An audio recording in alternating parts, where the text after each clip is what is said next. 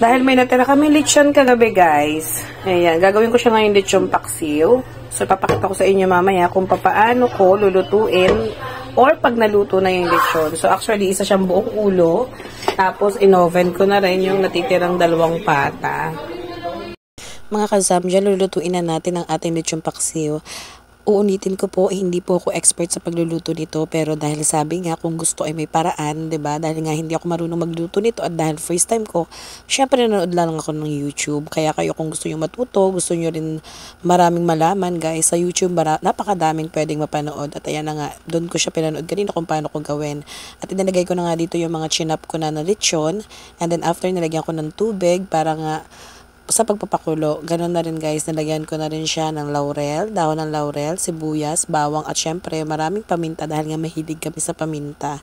Then after niya, hihintayin lang natin yan na kumulo, guys. Siguro mga 10 minutes, ganun, 10 to 15 minutes. Ayan na nga, kumukulo na siya. Excited na ako, guys, dahil nga first time ko magluto. Anyway, guys, ayan, dinamihan ko talaga ng tubig para pati yung nasa taas na lechon is maabot ng tubig, 'di ba, sa pagkulo. Pero syempre, babawasan ko yan, yung mga pinagkuluan, tatanggalin ko yung mga dumi-dumi.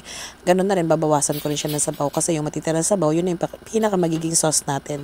So, titimplahan natin siya later. O, diba, hayaan ko lang siya muna kumulo ng kauntian.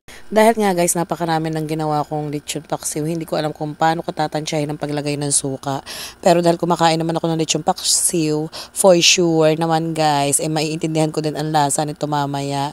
So, ayan, naglagay muna ako ng suka at huwag nating hahaluin yan. Bawal daw haluin pag nalagyan na ng suka. Then, after niya, nakakulo na rin siya at nalagyan ko na rin siya naman Tomas. Dapat daw ang ilalagay dyan is lechon sauce.